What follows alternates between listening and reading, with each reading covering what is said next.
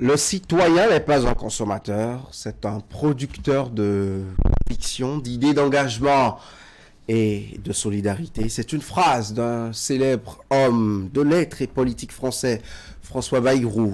On entend bien des gens dire aussi qu'au-delà d'être un habitant, le citoyen est celui qui porte les préoccupations de sa cité à cœur et œuvre à résorber les problèmes qui se posent du peu qu'il puisse le faire.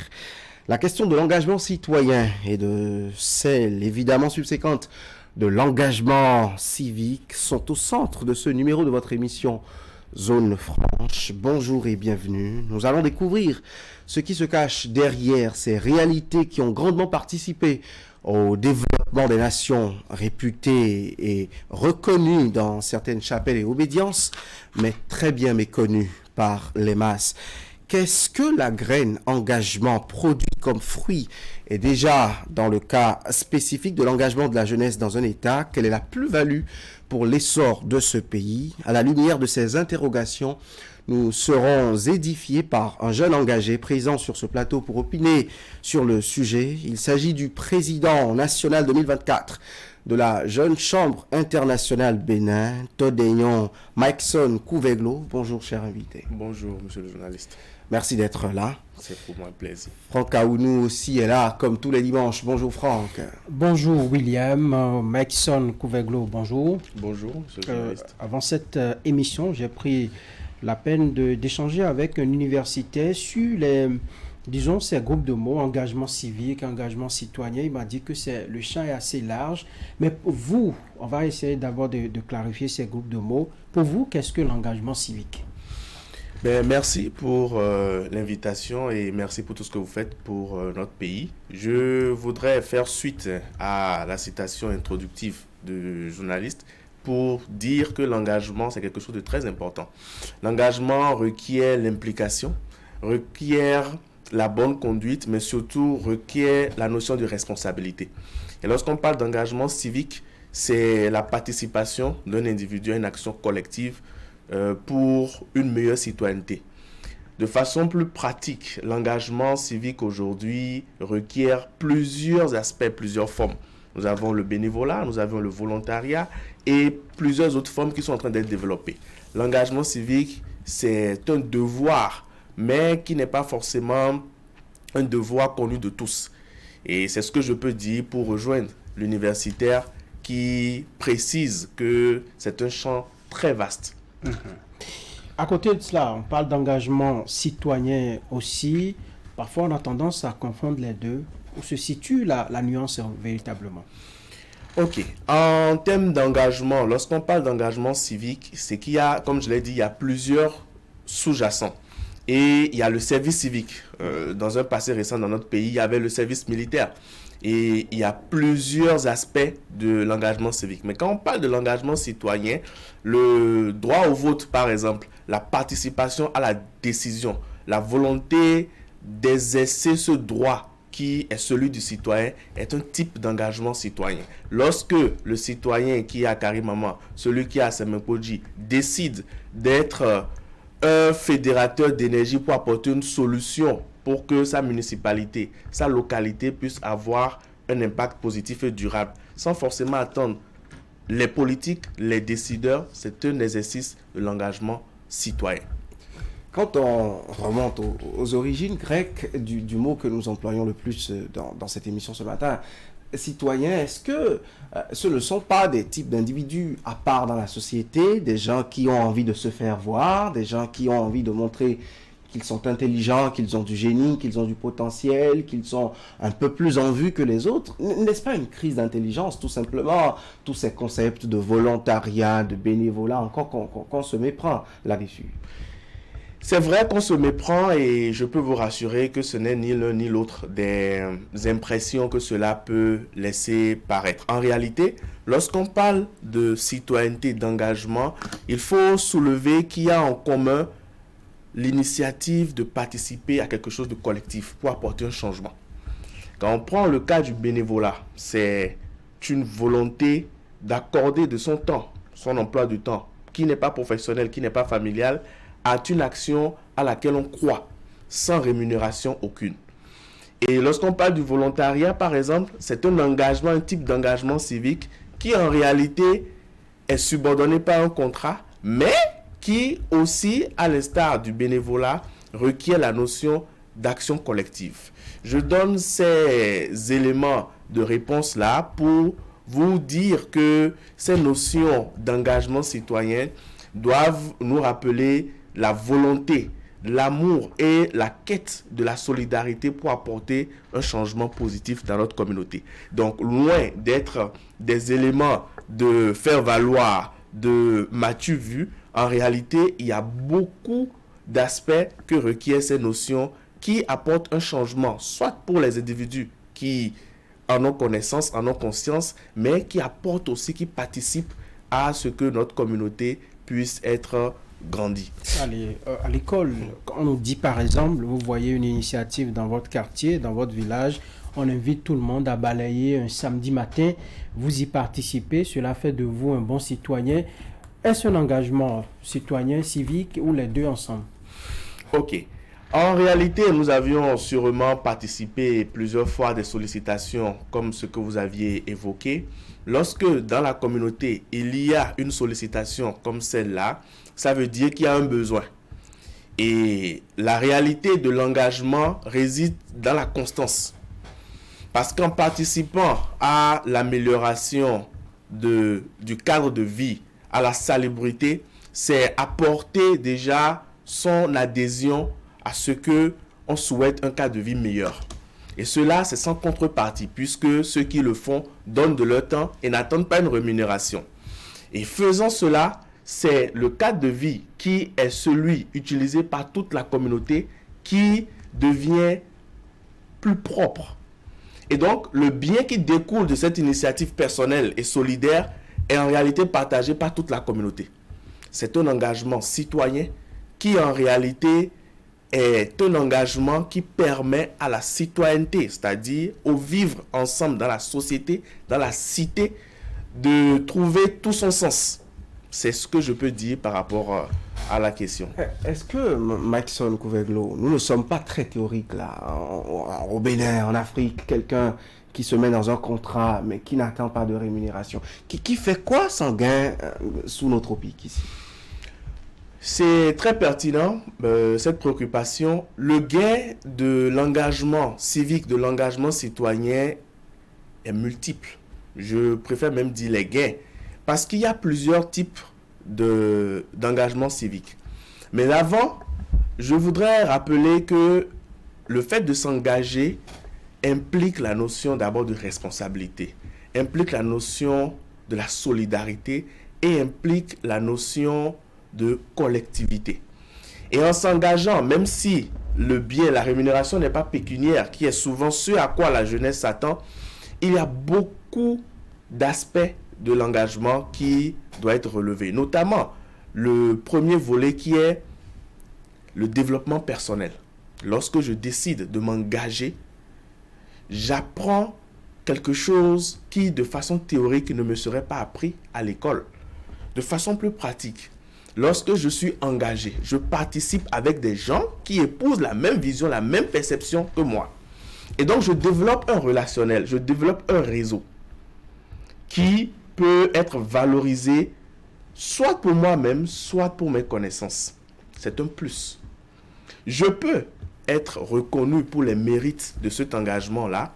Tôt ou tard, je peux les valoriser. Nous aurons, je n'ai aucun doute, l'occasion d'aborder cela. Comment est-ce que la plus-value de cet engagement peut être significatif dans le développement d'un jeune, notamment d'un jeune béninois. Et donc, de façon pratique, s'engager a plusieurs avantages. Et je vais loin pour dire qu'il y a même des avantages spirituels. Spirituels dans le sens où le fait d'apporter ce sentiment de solidarité, de changement dans la communauté, c'est une grâce pour ceux qui sont croyants. C'est une grâce de pouvoir décider de servir les autres sans attendre quelque chose en retour. Donc voilà, si je dois résumer de façon plus précise les avantages de s'engager. Donc le relationnel, la formation, le développement personnel, les capacités managériales, parce qu'il faut fédérer des gens que vous ne payez pas, que vous n'aviez pas une obligation envers ceux-là. Celui qui est bénévole n'a aucun contrat, contrairement à celui qui est volontaire. Et donc, le bénévole peut à un moment dire, ben merde, je vous laisse et je priorise ma profession, je priorise ma famille. Et donc, tout ça là, s'investit comme ça, il y a toujours une plus-value qui n'est pas peut-être matérielle, mais immatérielle, mais utile. Toujours dans ces clarifications de début de concept pour la suite de cette émission, est-ce que toute vie associative est un engagement? Parce qu'on a comme impression que c'est courant maintenant d'entendre que l'école n'apprend pas tout, donc soit on va en entreprise, soit on se met dans la vie associative. Est-ce que parce qu'on est associé pour une cause, déjà on est engagé, on peut trouver qu'on est en train d'apporter dans le collectif quelque chose à sa cité? Déjà, le choix de participer à la vie associative est personnel. Et chaque association a les dispositions qu'elle met en place pour permettre vraiment d'évaluer l'engagement et la qualité de celui qui veut adhérer. Et donc, lorsqu'on participe à une vie associative, c'est donc qu'on a pris la décision personnelle de s'engager pour quelque chose de collectif. Et ceci dit, lorsque le jeune qui prend conscience du fait que l'école ne donne pas toutes les compétences, prend conscience qu'il faudrait s'investir dans un club, dans un regroupement d'amis qui ont un intérêt commun avec soi, ce jeune participe déjà à ce qu'il y a un mieux-être. Et donc, c'est pour vous dire que participer à une vie associative, c'est déjà un signe d'engagement. D'ailleurs, c'est le seul qui permet d'identifier et de matérialiser ce credo d'engagement civique ou d'engagement citoyen. C'est lorsque je suis membre d'une association, lorsque je suis membre d'un groupe, d'une organisation qui défend une cause commune que je peux me réclamer d'être un citoyen engagé. C'est l'une des preuves de l'amour de la citoyenneté et de l'engagement civique. Alors, lorsqu'on vous entend parler, on a l'impression que tout cela, ça se vit au quotidien, mais qu'on n'est pas souvent, on n'a pas l'esprit assez ouvert pour le constater. Et comment est-ce que ces engagements dont vous venez de parler, l'engagement civique, l'engagement citoyen, se démarquent du militantisme politique? Parce que ça aussi, c'est un engagement. C'est vrai que le militantisme politique aussi est une forme d'engagement. Et je vais répondre à votre préoccupation pour dire qu'au quotidien, lorsque on décide de servir sa communauté et qu'on n'attend pas en retour une reconnaissance pécuniaire ou lorsqu'on participe à une cause, la seule satisfaction, elle est morale, qui est celle de contribuer à une cause comme celle de la citoyenneté. La différence avec le militantisme politique, c'est que celui qui est militant sur le plan politique, il participe à la vie de son parti. Il prend des positions. Il a une perception. Il a une philosophie qu'il défend. Et il participe aussi à la vie de sa communauté, mais en prenant des décisions. Lorsqu'on est du volet associatif, on fait la même chose. À la seule différence que on n'a pas la plénitude de la responsabilité de décider pour les autres. On comprend les enjeux, on adhère et on choisit dans ce qui constitue comme les défis d'apporter une plus-value sans rien attendre en retour. Et c'est ça le plus important. Lorsque je suis jeune et que je suis en train de m'engager dans ma localité pour que le cadre de vie soit amélioré et que je le fais, il peut y arriver que les populations me reconnaissent ce mérite-là, me félicitent. Et souvent, on voit un trait d'union entre cet engagement et le militantisme politique. Mais la différence, c'est que le militant, le politique, il ne fait rien sans rien. Mais celui qui s'engage, c'est qu'il participe à une cause noble. Et ce qu'il attend, c'est d'abord la satisfaction morale d'avoir contribué à quelque chose sans rien attendre en retour. Les deux participent à la décision, mais à divers niveaux. Le politique a plus la plénitude de la décision pour changer notre quotidien. Celui qui s'engage, lui, par contre, sur le plan associatif, est limité parce qu'il participe aussi au bien-être de la communauté, mais il ne gagne que la satisfaction morale. Sa plus-value, elle n'est qu'immatérielle. Allez, lorsque on sait que les engagés politiques sont les plus en vue, les plus en vogue, ce sont eux qui focalisent beaucoup plus les attentions dans les contrées. Est-ce que ça ne tue pas un peu ceux qui décident par exemple de s'engager, mais sans être sous les projecteurs? Celui qui sacre tout le temps le quartier, qui arrange les rues, celui qui amène les enfants à s'inscrire davantage à l'école et beaucoup d'autres actions qui se mènent dans la communauté. Ce qui se passe au niveau de la politique, est-ce que ça n'a pas des impacts, parfois en griffe négatif sur l'autre aspect que vous venez de relever? Je voudrais relever d'abord la noblesse de l'engagement civique lorsque vous donnez cet exemple-là pour dire que tout l'engagement civique trouve sa source dans ce que j'ai appelé la satisfaction morale, contrairement au militantisme politique.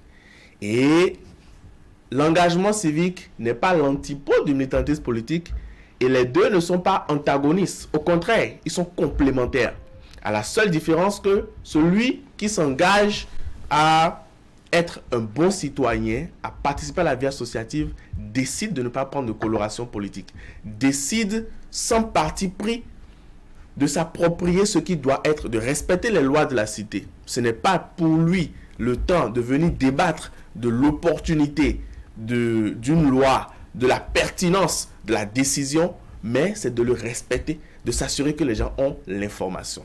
Et donc, c'est vrai que à tort ou à raison, ceux qui sont beaucoup plus engagés sur le plan politique sont plus en vue parce que les circonstances le permettent, mais il faut soulever que la noblesse de l'engagement civique réside dans le fait que ce que je fais, je n'attends pas forcément d'être primé pour ça, mais c'est reconnu. C'est reconnu par ceux pour qui je le fais, ceux avec qui je le fais.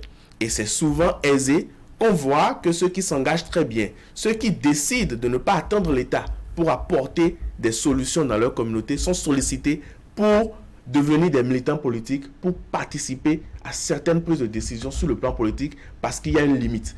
Et donc, je voudrais vous rassurer que il n'y a pas un conflit entre le militantisme politique et l'engagement civique, et vous dire aussi que c'est vrai que le militantisme politique est plus mis en avant, mais l'engagement civique est la base. On ne peut pas être un militant politique sans être d'abord quelqu'un qui est engagé pour la citoyenneté. Quelle place occupent ces valeurs aujourd'hui dans le système éducatif?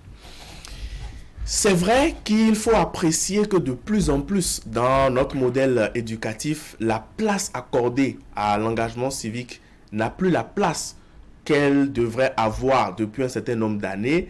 Il y a encore quelques années, je suis bien sûr jeune, mais j'ai la belle nostalgie de rappeler qu'il y avait des cours d'éducation morale, d'éducation civique, reformulés, remodelés aujourd'hui. Il y avait des journées qui étaient consacrées à planter des arbres, à être utiles pour sa communauté.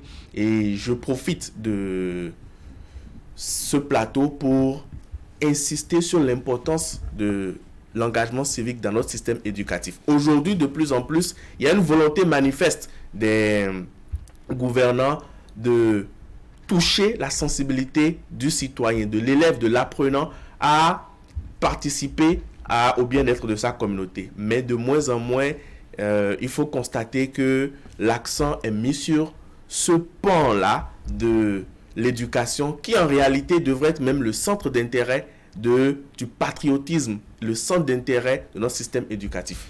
Vous avez saisi, vous avez tendu une perche que je m'en voudrais de ne pas saisir. La base du militantisme politique, selon vous, c'est déjà l'engagement citoyen, déjà avec un bon niveau. N'est-ce pas finalement une classe préparatoire à sortir des ingénieurs en politique? Finalement, on se dit c'est une brèche pour se faire connaître, pour s'identifier l'engagement citoyen, pour être connu, pour être admiré des gens autour de chez soi. Et toutes les fois qu'on voit quelqu'un dans l'engagement citoyen, on prédit tout de suite que d'ici quelques années, il va atterrir en politique.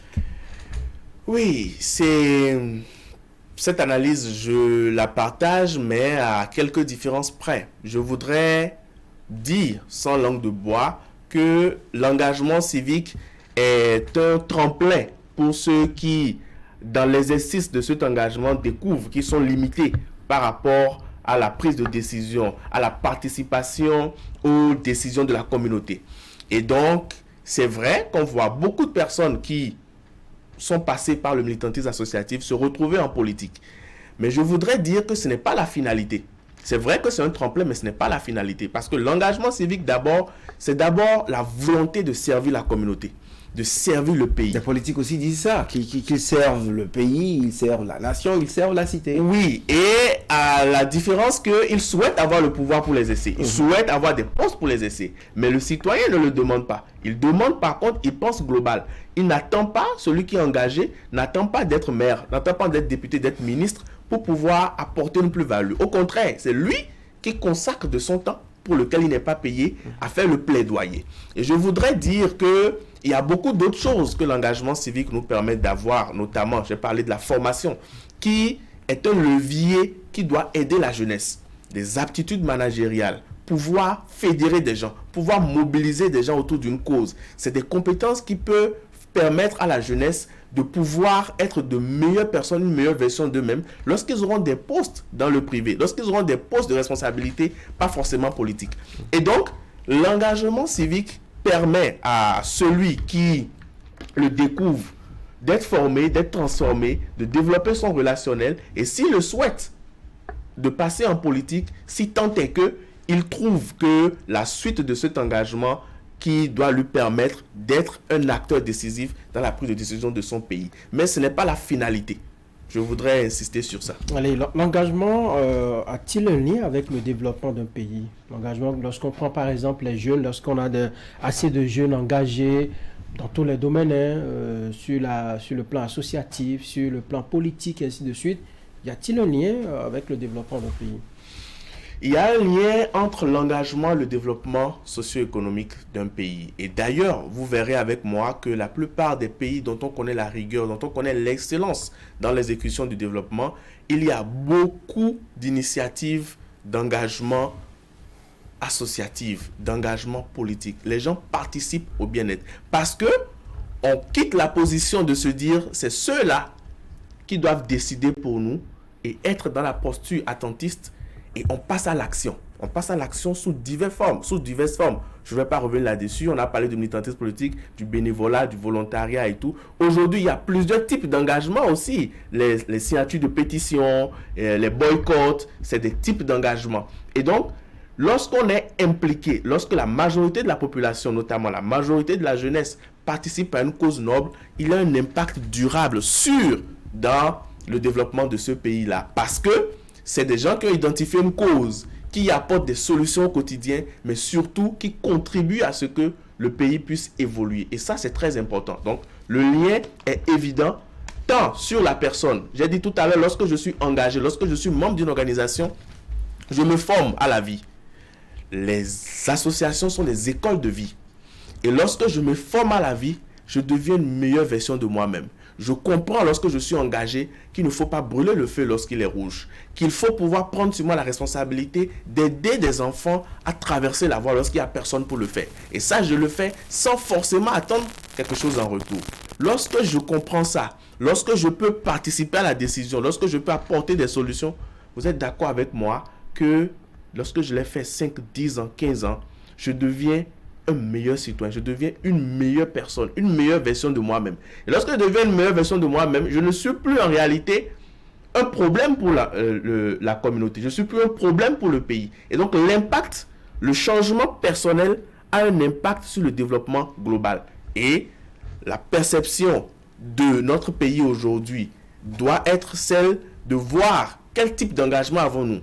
Qui sont ceux-là qui s'engagent? Est-ce que nous sommes prêts à nous engager d'abord pour notre nation avant d'avoir cette flamme-là, de courir vers le militantisme politique, qui est aussi une autre forme d'engagement? On va parler rôle de la jeunesse dans cette émission. L'engagement, c'est beau, mais est-ce que c'est l'affaire des jeunes? L'engagement n'a pas d'âge, parce que je peux très tôt prendre connaissance ou conscience de ce que c'est que de s'engager, comme je peux découvrir à 30, 40, 50 ans, 60 ans même, de participer à une cause. L'essentiel, c'est de pouvoir participer à une cause, d'avoir un élément fédérateur. Mais il faut insister qu'aujourd'hui, l'engagement doit être une question de la jeunesse. Je le dis parce que l'engagement civique, l'engagement citoyen permet à la jeunesse de prendre conscience, de quitter la posture attentiste pour la mener dans une dimension participative.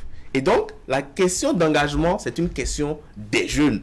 On ne peut pas être jeune et ne pas s'engager. Je me rappelle qu'il y a une personne qui m'a dit, lors d'un séminaire, d'une conférence, et quand je lui disais que mon organisation est la meilleure au monde et que je vais tout faire pour que mes enfants, mes frères, mes amis puissent adhérer lorsqu'ils auront l'âge qu'il faut, il m'a dit, le plus important n'est pas ton association. Le plus important, c'est que le jeune puisse militer dans quelque chose. Que ce soit sur une paroisse, que ce soit quelque part, il faut qu'il milite. Parce que lorsqu'il milite et qu'il a la même formation que quelqu'un qui a fait un bac, lorsqu'il milite, il sort avec ce bac-là, avec d'autres casquettes, avec d'autres aptitudes. L'engagement est une question de la jeunesse, mais ce n'est pas forcément focalisé sur la jeunesse. Ah, d'accord. Le chômage, le sous-emploi, les vulnérabilités diverses et sociales qu'on observe dans nos pays, surtout les pays africains aujourd'hui, n'est-ce pas des freins à l'engagement lorsqu'on sait que l'engagement a un prix, évidemment, l'engagement civique, citoyen. Est-ce que tous ces problèmes-là ne freinent pas un peu l'ardeur des jeunes? C'est vrai qu'il faut constater que les réalités du contexte socio-économique et surtout de nos pays africains font que la jeunesse a d'autres priorités. Mais cela, loin d'être un frein à l'engagement de la jeunesse, doit être un élément stimulant. Parce que oui, l'engagement a un coût, mais le coût n'est pas que financier, il y a le coût de la disponibilité. Il y a nombre de jeunes qui aujourd'hui consacrent plus de leur temps sur leur téléphone à ne pas faire une lecture, à ne pas découvrir d'autres compétences qu'ils pourraient optimiser en participant à une cause, en faisant des recherches. Mais ils participent au débat dans les forats. Ils donnent leur opinion. C'est aussi un engagement, non? Ce type d'engagement, c'est vrai, c'est une sorte de manifestation de l'engagement, mais en réalité, ça n'a pas une plus-value. J'ai donné tout à l'heure les aptitudes ou tout ce que l'engagement permet de développer, la formation. Participer à un débat sur un forum WhatsApp de 8h à 17h ou commenter une vidéo sur TikTok ou sur Facebook, c'est bien. Mais c'est beaucoup mieux lorsque je fais des recherches, lorsque je me lève et que je veux voir le conseil d'arrondissement. Tu participes à un débat, fais des recherches d'abord. Je suppose que dans un forum, qu'on dise des absurdités Oui. Qui ne tiennent pas la route et qui sont en déphasage avec les réalités que vous vivez et vous restituez la vérité. Oui. C'est aussi une façon d'éclairer la population, donc de s'engager pour la vérité. Oui, c'est une façon de s'engager pour la vérité. Et ce n'est qu'un pas. Ce n'est pas la totalité de l'engagement. Ce qui est bien, c'est d'éclairer, mais surtout de comprendre et surtout de travailler à ce que nous puissions, sans forcément être des éclaireurs de dernière minute, être ceux qui initient, ceux qui orientent, forment. Et l'impact n'est pas le même lorsque je suis sur un forum WhatsApp et que je participe activement. C'est vrai, on peut me reconnaître cette qualité, mais ça se limite là. L'engagement aujourd'hui, vous l'aviez si bien dit, il y a certaines réalités de notre contexte socio-économique qui font que les jeunes ne s'engagent plus parce qu'ils trouvent que c'est une perte de temps, parce qu'ils trouvent que dans l'immédiat, ils n'arrivent pas à valoriser ce capital-là. Moi, je cumule plus de 10 années d'engagement civique, mais je peux vous rassurer que je n'aurais occupé aucune de mes fonctions professionnelles, aucune des responsabilités que j'ai eues si je n'étais pas passé par l'engagement civique. Et donc, en réalité, la meilleure lecture, c'est que c'est face à ces défis... Ça rejoint ce que William a dit, c'est une passerelle finalement. Non, les positions ne sont pas politiques. Les positions que j'occupe n'ont pas été politiques. Pas que politique, mais ça peut être stratégique également. Oui, ça peut être stratégique. Et d'ailleurs, c'est une plus-value. Ce n'est pas la finalité, mais ça aide. Ça aide énormément parce que lorsque tu es appelé à gérer, pour le cas de mon organisation, 2000 membres, qui sont dans 47 organisations, dans 546 arrondissements, à qui tu ne paies pas un salaire, et que tu es capable d'organiser une activité qui démarre à l'heure, de mobiliser ces 2000-là, à quitter un peu partout, à débattre, à porter une plus-value, à faire des recommandations, à le reverser, c'est sûr qu'il y en aura une ou deux personnes qui vont identifier quand même une certaine aptitude, qui vont vouloir valoriser ou te faire valoriser. À toi de voir si ça correspond avec tes aspirations. Et comme je l'ai dit, ce n'est pas la finalité. Pour répondre à la question, en réalité, ces réalités sont un frein, mais ne devraient pas être un frein. Au contraire, c'est une opportunité. Il n'y a pas d'obstacle, il n'y a que d'opportunités. Et donc, c'est dans les conditions qui sont les nôtres actuellement que la jeunesse doit s'engager. Parce que lorsque vous aviez un employeur qui vient dans ce pays, qui veut investir, et que nous avons la même formation, et qu'en plus de ma formation, je lui dis, mais depuis 5 ans, depuis 10 ans, depuis 2 ans, je participe à l'amélioration des conditions de vie et que j'ai développé des aptitudes qui, en plus des aptitudes théoriques, du diplôme, des compétences, ces aptitudes-là se rajoutent, ça me fait quelque chose que je peux valoriser. Et donc, en réalité, la jeunesse, face à ces défis, doit s'engager, doit militer et doit prendre clairement la place qui est la sienne pour pouvoir impacter positivement le développement socio-économique. Maxon Couverglo, j'aime bien votre optimisme, mais un jeune qui ne mange pas à sa faim, qui a besoin de faire un petit job au quartier pour joindre les deux bouts, ou un pauvre étudiant qui a ses heures perdues a besoin de se trouver les moyens pour assurer ses études. Et que vous avez 2 ou 3 activités dans la vie associative, même si l'engagement il est tout beau, l'idéal il est ingénieux, il est d'un impact certain. Est-ce qu'il peut le faire? Il en a peut-être l'envie, mais il n'a pas les moyens de faire cette politique. C'est vrai, ça revient souvent, mais la première chose de l'engagement civique, c'est d'abord la disponibilité. C'est d'abord la disponibilité, la volonté du service. Et lorsque vous aviez ces deux, je vous assure que dans le mouvement dans lequel vous êtes, si c'est les moyens qui constituent peut-être un blocage, il y en aura qui vont se battre pour vous aider à avoir ce job-là. J'insiste un peu, oui. Celui qui a faim, qui n'a pas, Oui. qui ne sait pas sur le repas Oui. Du matin Tout ou le problème de loyer. Oui. qui doit répondre à une sollicitation à 16 heures. C'est Oui. pas évident qu'il soit au rendez-vous. C'est vrai que c'est pas évident qu'il soit au rendez-vous. D'ailleurs, l'engagement n'est pas avec des contraintes. C'est une question morale. Mais je voudrais soulever que celui qui peut-être n'a pas mangé, ce n'est pas parce que nous nous sommes engagés que nous sommes rassasiés. Ce n'est pas parce que nous avions à manger que nous nous engageons. C'est peut-être parce que vous avez fini de régler certains problèmes. Non, du tout pas. Au contraire, on se découvre lorsqu'on engage que la plupart de nos problèmes sont résolus dans notre engagement. Et c'est d'ailleurs là la nuance que je voudrais faire constater. Celui qui, dans son calavi, peut-être est couché et qui n'a pas de l'argent, qui peut-être a délayé le matin, et à qui on demande peut-être à midi ou à la sortie des classes d'aider des enfants parce que l'agent de sécurité d'une école n'est pas disponible et d'aider les enfants à traverser la voie. Et que celui-là refuse en disant « je n'ai pas mangé, je ne suis pas rassasié et donc je ne me sens pas à même de le faire », il rate une opportunité. Parce que s'engager, c'est saisir une opportunité. L'opportunité, je vais vous la démontrer. Lorsqu'il décide par contre, malgré cette situation, de jouer ce rôle, c'est qu'il rencontre des gens, c'est qu'il aide des enfants, qu'il l'identifie, qu'il le connaisse. Et donc, il multiplie sa capacité à rencontrer des parents d'élèves, à rencontrer des gens à qui il peut dire « je le fais du fond de mon cœur, mais vous savez, j'ai aussi telle formation, j'ai tel profil, et je voudrais bien vous être utile. Si vous avez des recommandations, faites-le pour moi. » Et donc, je l'ai dit, l'engagement, c'est une opportunité. Et ça ne doit pas être lié forcément à une question de satiété, à une question d'aisance. D'ailleurs, ceux qui sont engagés ne sont pas forcément aisés.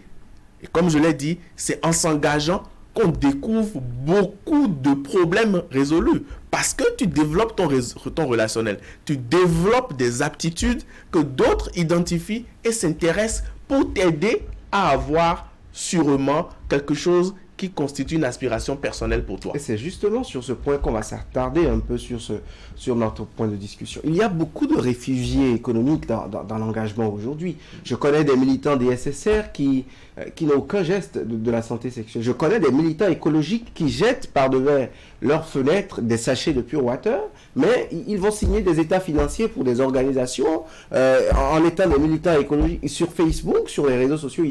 Est-ce que finalement l'emploi et la misère, permettez cette, je ne sais pas, cette hyperbole, est-ce que finalement le contexte économique n'amène pas les jeunes à se réfugier du point de vue chômage, du point de vue revenu, dans l'engagement, parce qu'on se dit, là, il y a un léger espoir, là, au moins, on met toute notre énergie en espérant une chose ou l'autre. C'est vrai que le constat, parfois, dans le militantisme, est que certaines personnes viennent pensant qu'en s'engageant, en militant pour une cause associative, vu qu'il y a l'aspect relationnel, lorsqu'il y a l'aspect de la formation, lorsqu'il y a l'aspect de certains avantages, préfèrent se focaliser sur ça. Je l'ai dit plus haut, l'engagement c'est quelque chose de personnel. Et ceux qui ont pensé, ceux qui vivent et ceux qui expérimentent l'engagement civique citoyen, vous diront que lorsque tu es bien engagé, tu es transformé. Et lorsque tu ne l'es pas, ça se fait savoir. Les jeunes qui, parce qu'ils ont l'impression que être dans une organisation comme la Jeune Chambre Internationale, c'est que je serai bien habillé, je serai bien vu, toutes les portes seront avec de belles cravates, et que ce n'est que ça. Mais ils vont se détromper. Lorsque autour d'eux, ils auront des attitudes, les gens vont dire, mais il a quand même dit qu'il est de la Jeune Chambre. Il dit quand même qu'il milite. Et il a cet art-là, c'est pas possible. Et donc, c'est quelque chose de personnel auquel les associations apportent des solutions, notamment des cas de formation, des cas de sensibilisation, en ne comptant uniquement que sur le bon sens, la bonne volonté de ceux-là qui militent. Mais, je peux vous rassurer que le moule est tel que lorsque tu y adhères, tu changes quelque chose en toi, forcément. Et c'est le cas de la Jeune Chambre Internationale. On voit beaucoup de personnes engagées, de jeunes engagés, selon la dimension prise en compte, qui parfois défient un peu l'autorité. Est-ce que ce sont des qualités de quelqu'un qui est vraiment engagé dans une république, dans un état de droit? Je pense que le principal de l'engagement, c'est d'abord le respect des lois. C'est le respect de l'autorité. Et ce n'est pas une attitude à souligner qui n'est pas digne de ceux qui s'engagent, parce que je peux être engagé, ne pas être en accord avec un certain nombre de choses. Mais il y a la formule, il y a la façon, il y a le cadre où je peux l'exprimer, et la manière dont je peux l'exprimer. Tout compte fait, ce n'est que le politique, ce n'est que l'autorité qui décide. Et donc, c'est à celui qui est engagé d'avoir l'humilité, la qualité managériale nécessaire pour convaincre le décideur à prendre une décision qui sera bénéfique pour tout le monde. Et donc, je ne partage pas le constat que certaines personnes qui se disent ou qui se réclament engagées, qui affrontent, qui ne respectent pas l'autorité, parce qu'on dit toute autorité vient de Dieu. Et donc, il y a plusieurs façons d'exprimer son mécontentement, son désaccord ou de s'exprimer à l'autorité. Et c'est le rôle de l'engagement citoyen de rester focalisé sur ce qu'il peut apporter, ce qu'il peut changer, sans forcément prendre parti. Et donc, lorsque tu es dans ce rôle et tu affrontes dans ce rôle, tu n'as pas le temps d'être dans la posture de mal parler. Tu n'es pas dans la posture d'affronter, parce que tu es dans une posture de faire un plaidoyer. Tu es dans une posture de prendre ces acteurs que sont nos autorités comme des partenaires. Je ne veux pas faire l'apologie des mauvais comportements dans la République, loin de moi cette idée, mais nous avons vu qu'au Sénégal, si les choses ont changé, si on a pu arrêter les velléités d'un président qui a voulu trépatouiller entre griffes la Constitution, s'éterniser au pouvoir, c'est parce que nous avons eu des jeunes engagés qui suivaient comme modèle Sonko et Diomaye Faye, qui est aujourd'hui président. Ça a payé aussi. Mais ça n'a pas été possible sans, disons, une petite forme de bravoure, d'une certaine, désobéissance en griffe, parce que s'il restait silencieux, peut-être que Macky Sall serait encore au pouvoir. Je voudrais faire constater le cas du Sénégal, qui est un cas récent et qui est un cas à étudier, que la plupart des changements qui ont facilité la venue, l'ascension, la montée du duo, le président Diomaye Faye et le premier ministre Ousmane Sonko, sont liés à des décisions politiques. Ce n'est pas parce que des gens ont cassé des boutiques, ce n'est pas parce que des gens ont affronté l'autorité que la réponse systématique a été l'ascension de ces deux. Non. Et c'est la preuve qu'il y a plusieurs autres formes d'expression de son engagement. Et je voudrais prendre le pari sur moi que dans quelques jours, dans quelques mois, dans quelques années, avec le recul, si on demande à ce duo inspirant de leaders toutes les formes de combat qui ont été menées pour leur permettre d'être là, ils auront aussi certains regrets par rapport à certaines attitudes. Parce que être engagé, ne pas être d'accord, c'est explorer toutes les pistes. Ce n'est pas en brûlant l'Assemblée, ce n'est pas en cassant l'Assemblée, ce n'est pas en menaçant les députés que les députés ont pris une loi qui a facilité l'amnistie de ces personnalités. Ce n'est pas en manifestant que le procès qui devrait tenir pour le cas de M. Ousmane Sonko n'a pas eu lieu. Et donc, il y a plusieurs formes d'exercice de son engagement. Et l'engagement citoyen ne demande pas ces formes de défiance à l'autorité. Ce n'est d'ailleurs pas les formules les meilleures. Il y a le boycott, il y a des pétitions, il y a des revendications sans forcément casser, détruire. Quand vous boycottez, vous ne respectez pas l'autorité aussi. Oui, mais c'est un signal et c'est un message que l'autorité comprend. C'est différent. En Afrique, on dit, lorsqu'on vous appelle, vous répondez d'abord à l'appel, ce qui suit l'appel, pour traduire littéralement, que vous pouvez rejeter. Oui.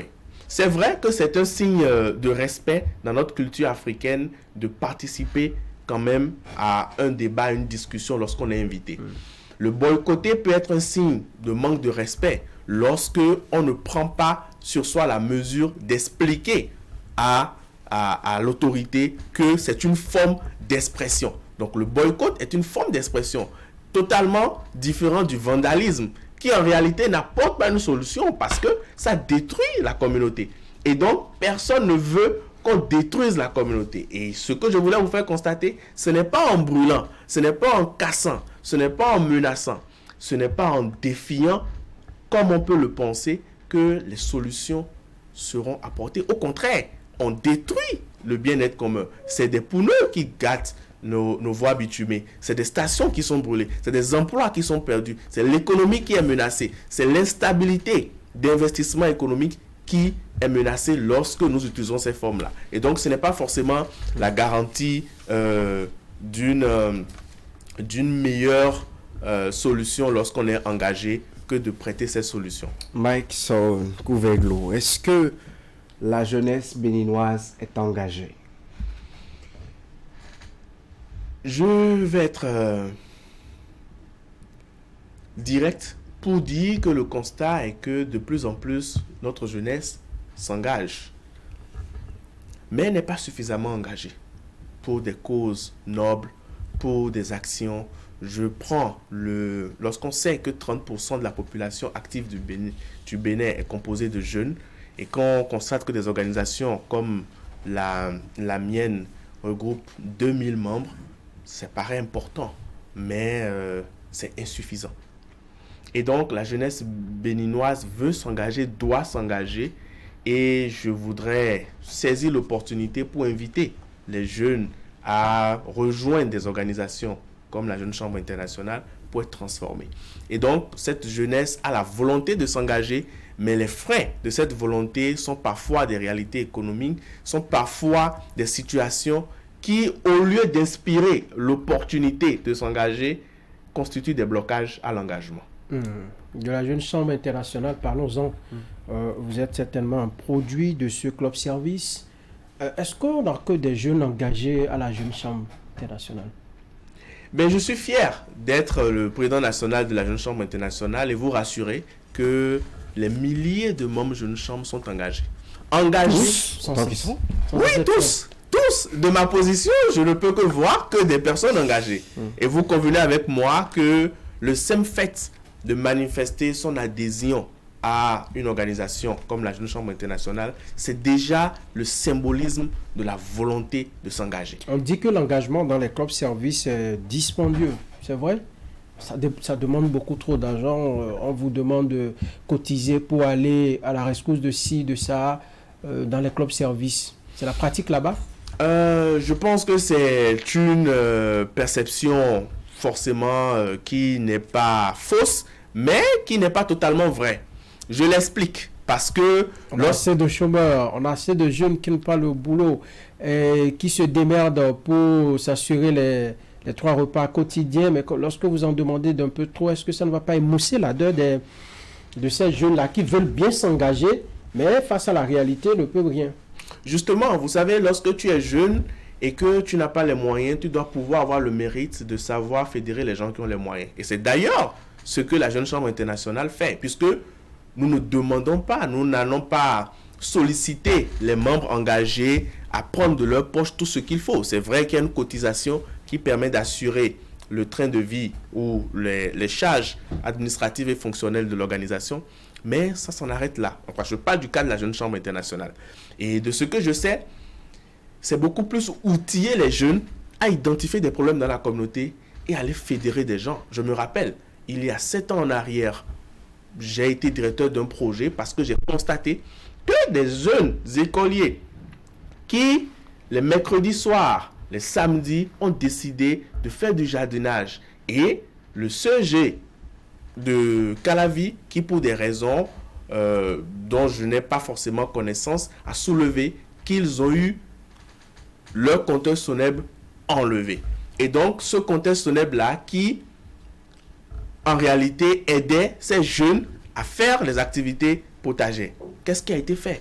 Et je salue M. André Dossa, qui a été celui-là qui a été sollicité avec d'autres personnes qui sont venus participer à la réflexion, pas à la réflexion, à la donation d'un forage qui a permis à ce sujet-là, à ces enfants-là, d'avoir de l'eau, a permis à ces enfants-là de continuer leurs activités. Je ne sais pas si j'avais le tiers de ce qu'il faut faire pour faire un forage d'eau, mais j'ai eu le mérite, mon équipe et moi-même, d'aller fédérer, d'aller vers des gens pour leur montrer la noblesse de la cause et de les inviter à cela. Et ce n'est que ça, l'engagement dans un club service. Quel est le modèle d'engagement de la JCAI Bénin?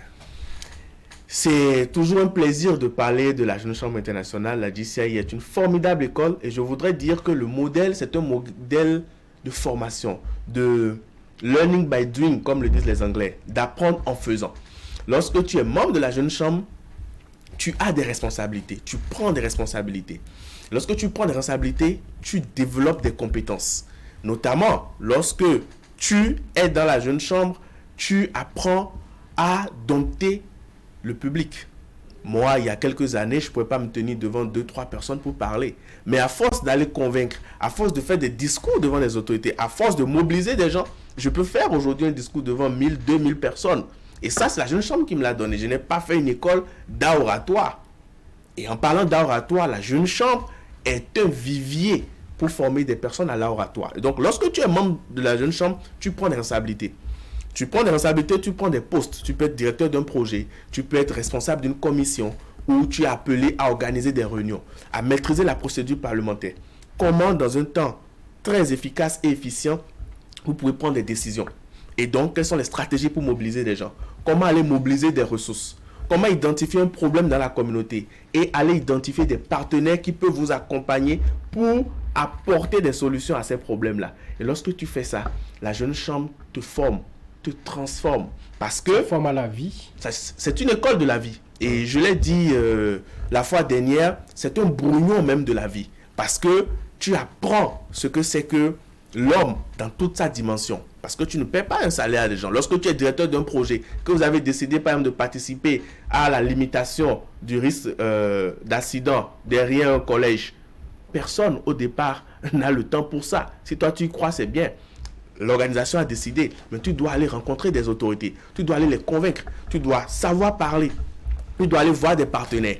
Et tu développes un relationnel. Donc, la Jeune Chambre forme transforme. Mais surtout, son modèle est basé essentiellement sur l'apprentissage en faisant. Parce que c'est des gens qui, au quotidien, réfléchissent. Qu'est-ce qu'on doit faire? On a identifié une communauté. Il faudrait qu'on puisse leur apporter une plus-value dans un domaine précis. On ira voir les personnes qu'il faut pour venir nous aider à le faire. En faisant ça, on développe des aptitudes, on développe des connaissances, on développe son relationnel. Et in fine, on apporte une solution. C'est le modèle de la jeune chambre.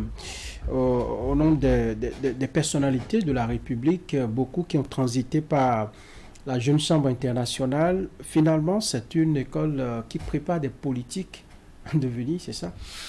Je pense que vu de ce sens, ce n'est pas totalement exact. Je vais aller plus loin. C'est la Jeune Chambre, c'est une école qui prépare les leaders de demain. Je peux vous citer nombre de leaders dans le monde qui ont pris par la Jeune Chambre.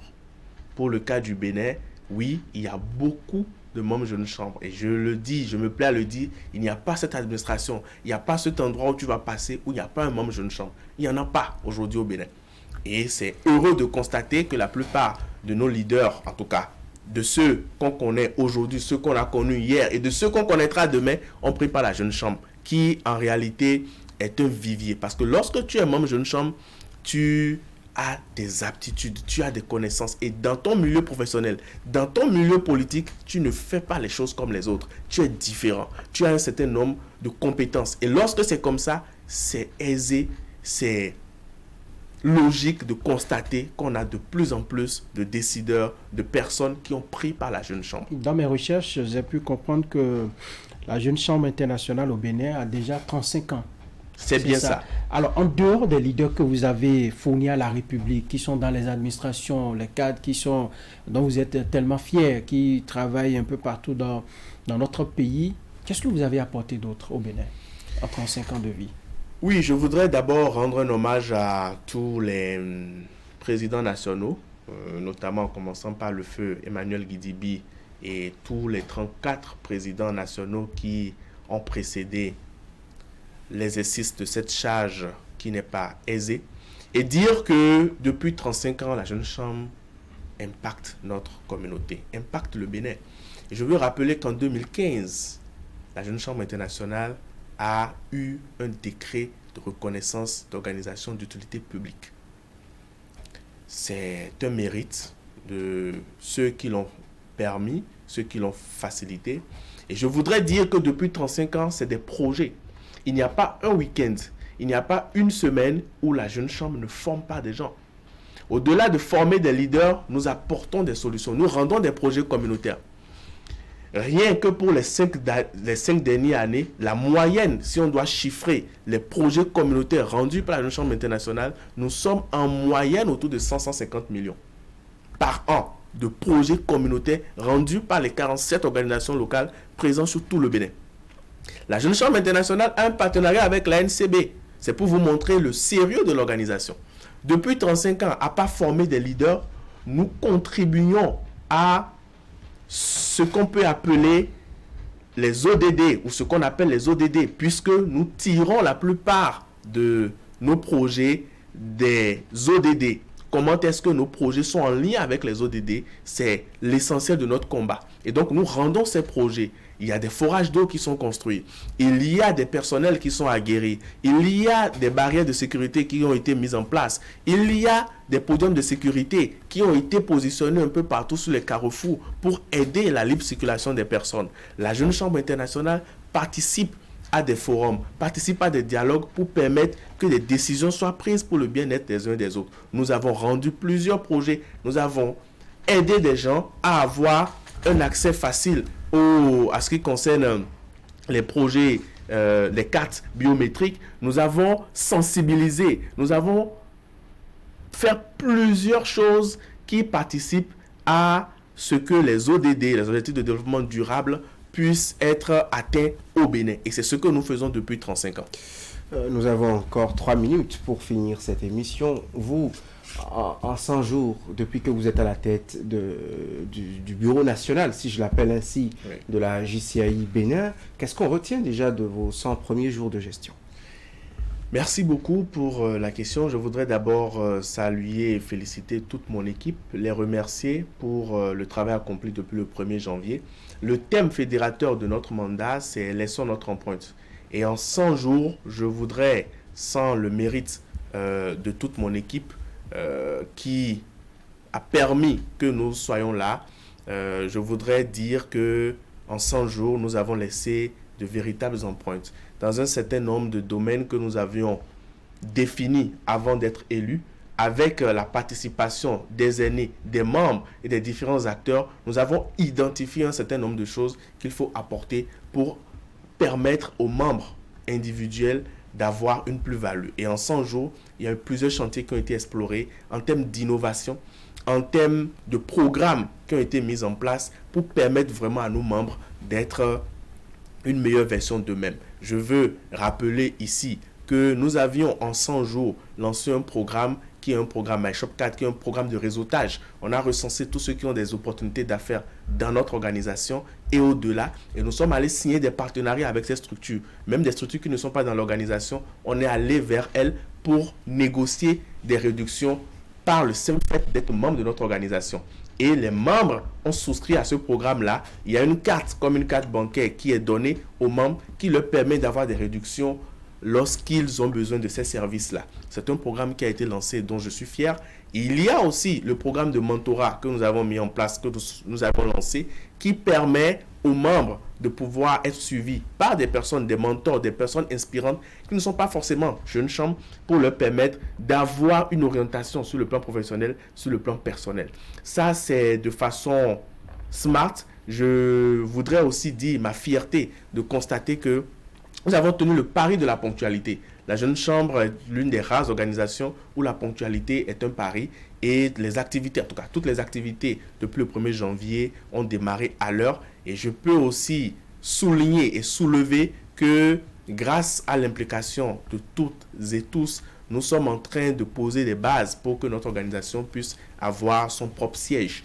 Et ce n'est que quelques-uns des actions menées. Nous avions aussi fait un dîner de presse qui a permis quand même de donner de la visibilité à l'organisation, à nos initiatives. Nous avons à l'interne redynamisé un journal qui nous permet de façon écrite de recenser tout ce que nous faisons et de les déposer dans les administrations pour donner plus de visibilité sur notre impact. C'est quelques éléments dont je suis fier, et je félicite encore toutes celles-là et tous ceux-là qui ont rendu possible le bilan à 100 jours de la dynamique Laissons notre empreinte. Merci. Maxon Kouveglo, il est le président national 2024 de la Jeune Chambre internationale Bénin. Merci d'être passé sur ce plateau de Zone Franche, d'avoir discuté avec nous pendant ces 60 minutes. Mesdames et messieurs, ce sera tout pour ce numéro de Zone Franche. On se reprend dimanche prochain. Merci à toute l'équipe de réalisation et merci pour votre fidélité surtout.